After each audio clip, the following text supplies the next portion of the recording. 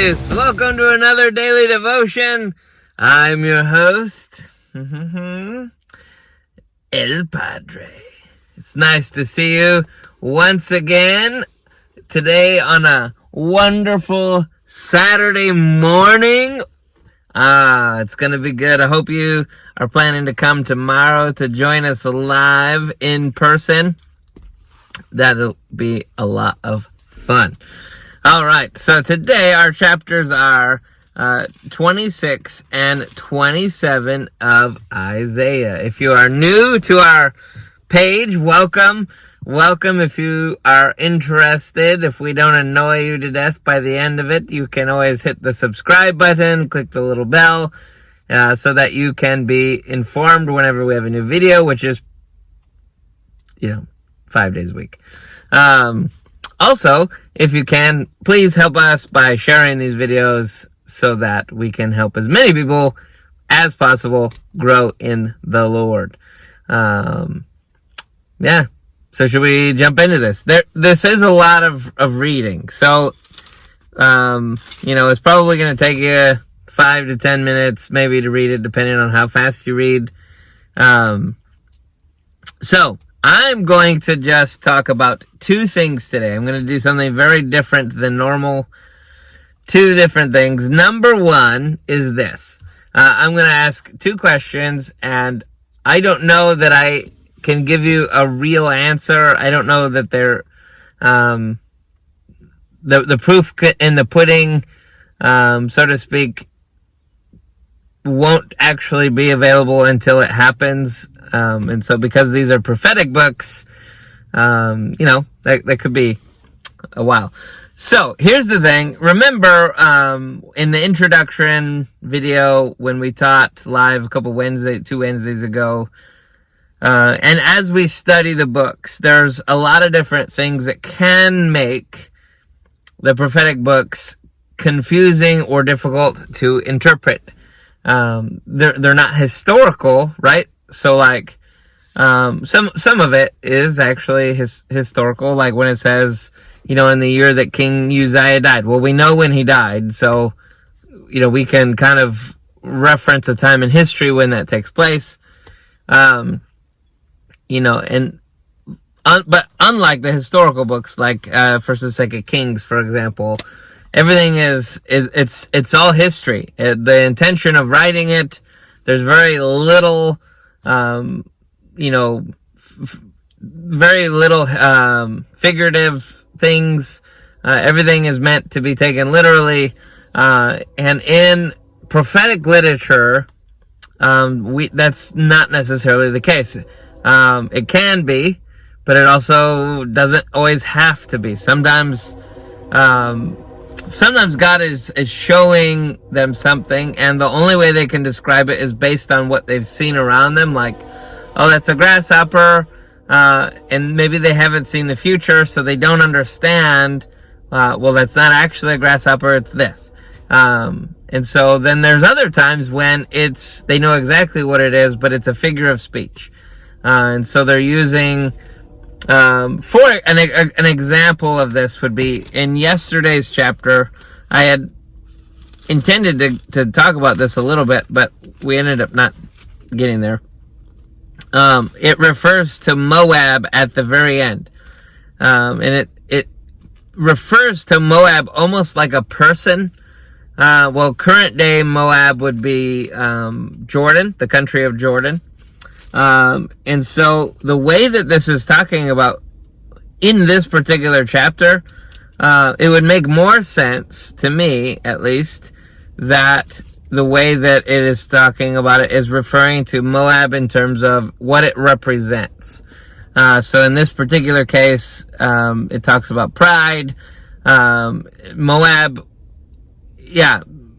the god that they worshipped was Chemosh.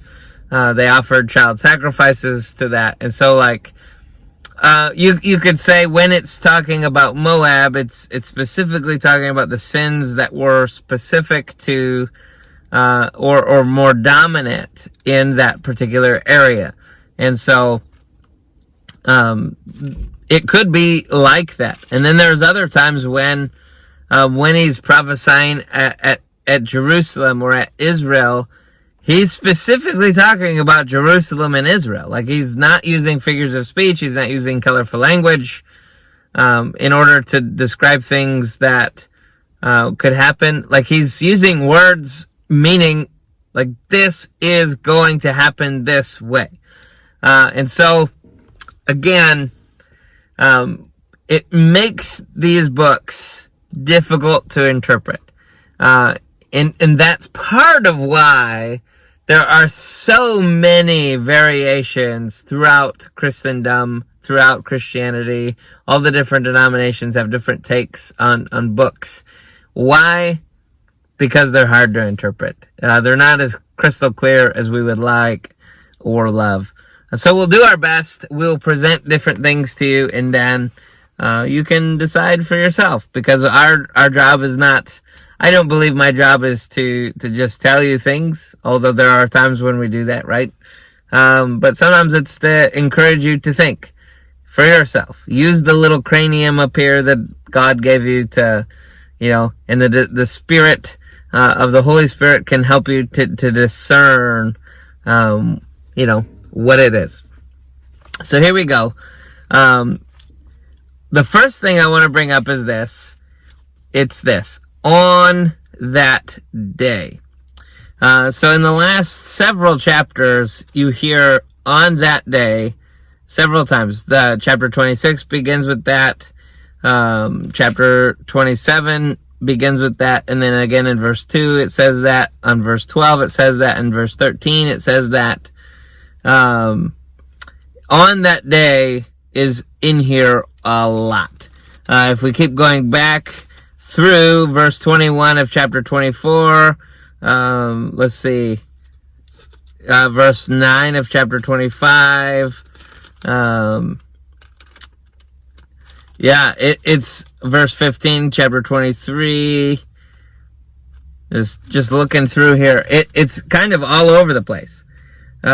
Pretty much, it seems, verse 12 and 22, every chapter says it. At least once. So when you hear on that day, there are at least two ways to think about this. Is this saying, okay, for example, in verse 2, it says, on that day of chapter 27, on that day, sing about a desirable vineyard. I am the Lord who watches over it to water it regularly so that no one disturbs it. I watch over it day and night. I am not hungry. So is he talking about what takes place in chapter 26? Or is he talking about what takes place in verse 1?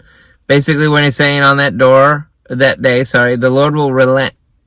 The Lord with his relentless, large, strong sword will bring judgment on Leviathan, the fleeing serpent, Leviathan, the twisting serpent. He will slay the monster that is in the sea. So is verse 2 saying, on that day, so as in the day, literally the 24-hour day, when the Lord slays Leviathan, that's the day that the rest of chapter 27 takes place. He's going to thresh the grain later on in verse 12, all that stuff. Is that how we interpret it? So every time we see on that day, it just goes with whatever happens before it. On that day, the next thing takes place. Or is it more of on that day in terms of an era, or in that day and age? And here we would say, or an example, have you ever heard the song, The Days of Elijah? It's talking about a time frame, throughout the entirety of Elijah's ministry. You could say day, old people oftentimes will say, back in my day. What they're talking about is when they were young, but they're not just talking about a single day. They're talking about a lot of days that take place over a pretty long period of time.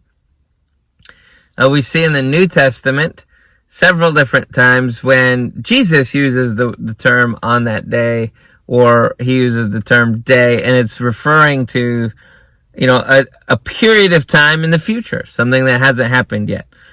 So the question here is it literal or is it figurative? In the comment section, if you want to share your opinions, your research, your thoughts, we would love to see what you have found.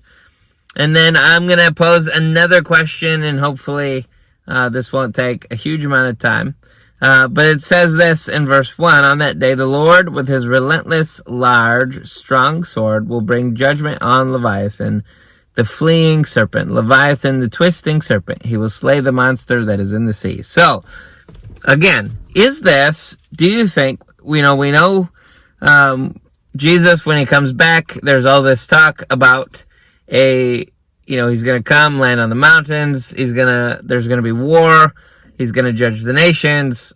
How much of this, when he comes, maybe is part of all of that going to be a futuristic sense, that he's going to literally take a sword, a large, strong sword, an actual sword, like I have an actual pen, and stab Leviathan, a sea monster that is in the sea? Or do you think it's more of Leviathan represents something, a symbol that is leading us toward a particular thing? We see there's a good number of theologians, different people who would say that Leviathan is not currently and has never been a real thing, but that every time you see it in Scripture, it is a figurative thing. The Jews were not unaware of the mythology that was around them, so like in other surrounding communities around them, and even though we know, the Jews were, Jews, the nation of Israel, the Israelites, the Hebrews, they weren't necessarily the greatest at being fully faithful to the Lord either. And so there was a lot of intertwining stuff, and they were worshiping other gods. So, were they joining in on this mythology stuff? If you read a lot of Jewish texts, they're well aware of the mythological side of the surrounding nations. I do think this is interesting. Psalm 74:14 also talks about Leviathan, and I'm going to read that for you here. "God, my King, is from ancient times, performing saving acts on the earth. You divided the sea with your strength, and you smashed the heads of the sea monster in the water. You crushed the heads of Leviathan, and you fed him to the creatures of the desert." So Asaph wrote this, so we don't know, exactly when that was, but they're saying the same thing, that God at some point in time is going to destroy Leviathan. Whether that means a physical giant sea monster, whether that means a representative of that. So like there are some people that think that Leviathan represents Satan because he's a slithering serpent. A lot of people would say Leviathan can be symbolic of pride. When we read Job, there's a lot of crazy description there. We could go right there. Job chapter 41.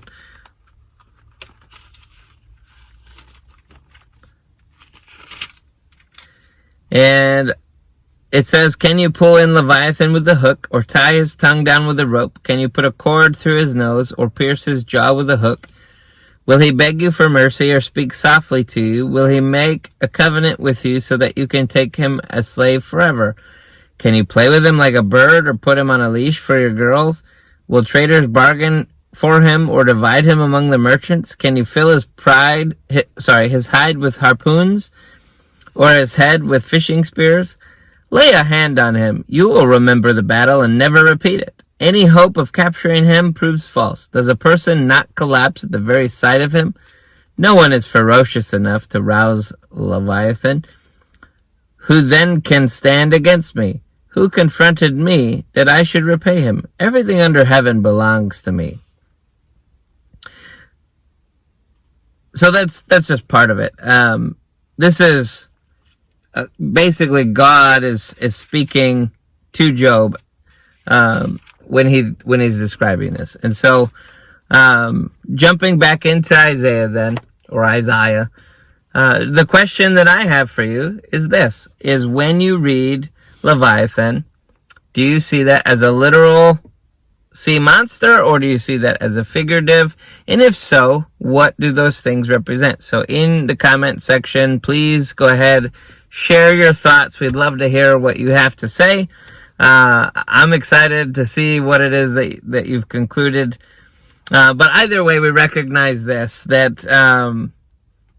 that God, at some point in time, the Lord is going to destroy Leviathan. And that is something that we can hope for. If it's a figurative thing, whether it represents Satan or just pride in and of itself, we can be excited about that, because we know, one day, God is going to rid the world of sin, and that's exciting.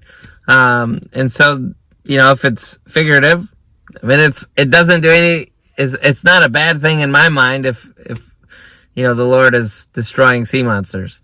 But anyway, I'm looking forward to hearing what you have to say. Go ahead in the comment section, put it in there, and we'll see you tomorrow or Monday live.